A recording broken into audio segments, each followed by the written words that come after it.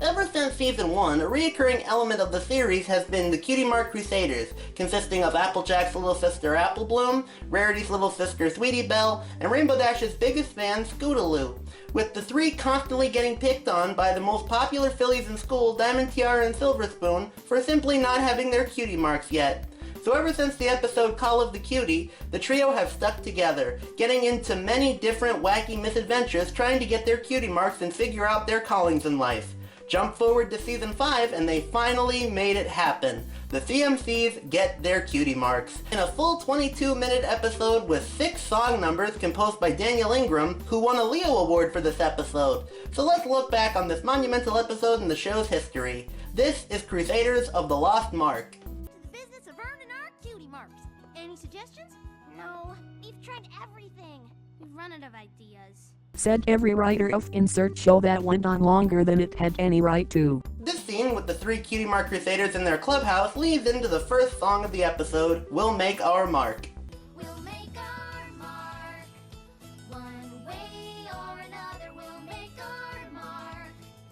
On the day that we discover the ultimate reward. But leave it to Pip, that little Trottingham pony from Luna Eclipse, to ask for their assistance.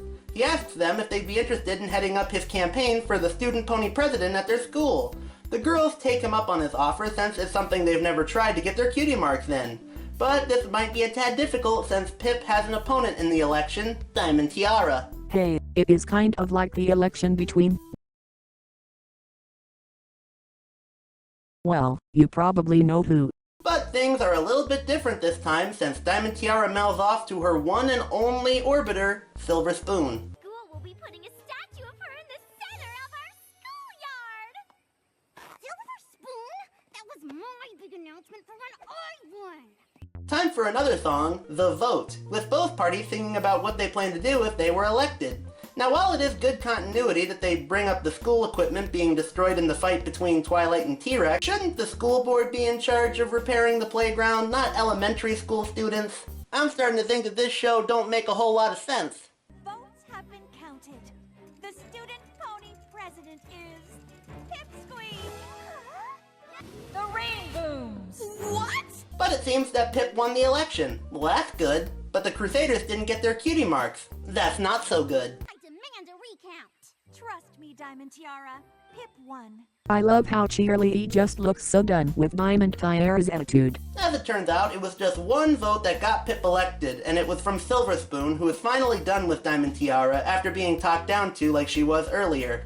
This is the beginning of one of the episode's best attributes, fleshing out these two characters. First with Silver Spoon, who was always stuck by Diamond Tiara no matter what, and is now finally standing up for herself and telling off her so-called friend. Sorry, I'm not allowed to speak. What? I don't have to follow her drama anymore. With Diamond Tiara yelling and running off, the Crusaders decide to check up on her. Oh, I remember when I saw this episode for the first time, wondering where this episode could possibly go. Because up until this point, Diamond Tiara has been pretty bad, even for a minor character in this show. But as we'll see later, they did a good job giving her an actual emotional connection to the audience. For you see, this episode reveals that Diamond Tiara is the way she is because she's constantly trying to live up to the impossibly high standards of her snobby mother, Spoiled Rich. And going by the crook in her nose, apparently bad plastic surgery exists even in Equestria. As a rich pony, you must always think of your social standing. That starts here in Ponyville and reaches all over Equestria. Don't ever forget that, Diamond Tiara. Ever! This is followed by a sad song from Diamond Tiara that's really effective. Even simple lyrics like, "If I'm a diamond, then why do I feel so rough?" carrying a lot of emotional weight. I felt real emotions on that part. Be the pony I wanna be. Is it weird that I feel bad for her? I think the rest of the show's fans said that after that song. The next day, after school, the trio asked her if she'd be interested in joining them in their clubhouse. Naturally resistant to them, Diamond Tiara begrudgingly agrees. And now it's that special time of the episode once again. That's right, meme of the episode. In this episode's case, it's the Diamond Tiara double chin. I'm not struggling at all to figure out who I'm supposed to be and what I'm supposed to be doing with this mark that's already on my blank. Are you sure about that? That's a weird question. After letting it slip that they overheard her the other day, Diamond Tiara gets aggressive and accuses them of spying, when all they want to do is help her get better. But before they can go anywhere with this, Pip shows up needing their help once again. At the school board meeting and they didn't approve my request for the new playground equipment. Why not?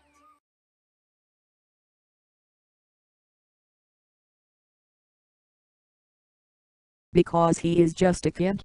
After Pip mentions there's a problem with the budget, Diamond Tiara reverts to her old ways and plans to use this to get reinstated as the student pony president.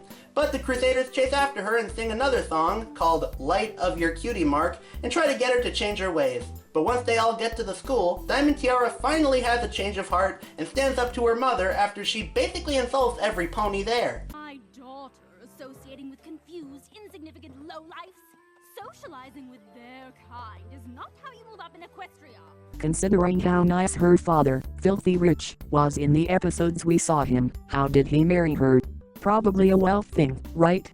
You've spent your life acting like a high horse and raised me to follow in your hoof prints. At first I thought this was fine, but then I finally realized I wanted something you don't have. Friends! Step away from those blanks. These are the Cutie Mark Crusaders, and they are my friends.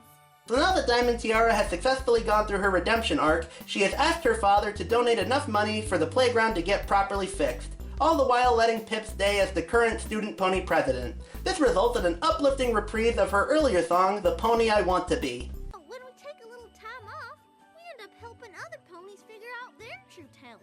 Yeah, and I think that's way more important than worrying about our cutie marks. Don't you? Absolutely. I don't care if I ever get my cutie mark, as long as I get to hang out with my best friends. And in that moment, they finally get their cutie marks, each resembling the same image with a special little symbol inside for each of them. An apple for Apple Bloom, a song note for Sweetie Belle, and a lightning bolt for Scootaloo. Cue another reprise of the song from the beginning of the episode, with the news of the three finally accomplishing what they've always wanted. Each of the girls embraced their respective sisters and adult figures in their lives. Hugs and tears, or liquid pride, as Shining Armor would say, all around. Oh, Sugar Cube, if Mom and Dad were here, they'd be so proud of you. Okay, that part still definitely hurts me in the feels. Just wait until we get to season 7 when we have to talk about the perfect pair. I'm gonna be bawling like crazy when we get to that. Oh, and if you're wondering where Sweetie Belle and Rarity's parents are, Big Jim Miller confirmed that they were probably on vacation at the time. And we end with the CMCs going off on yet another adventure to help some other ponies out there who need help finding their cutie marks. Awesome everyone is a cutie mark.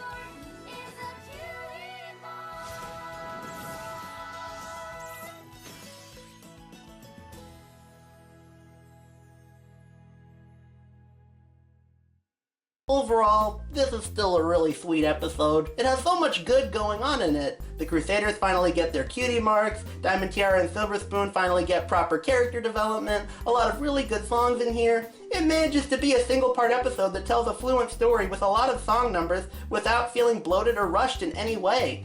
Plus, as far as an episode that changed a major staple of the series up until now, with the Crusaders' journey to get their cutie marks, it's a very well done story. I really like how, out of all the ponies in Ponyville, the one who picked on them the most, Diamond Tiara, was the one who ended up getting redeemed in a believable way, and is the one responsible for helping them get their cutie marks.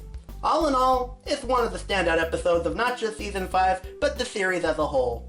Next time, we'll be wrapping up the Season 5 episodes by looking at the season finale, The Cutie Remark. But until then, I'm the Pony Fanboy, I fanboy over ponies, and you just listen.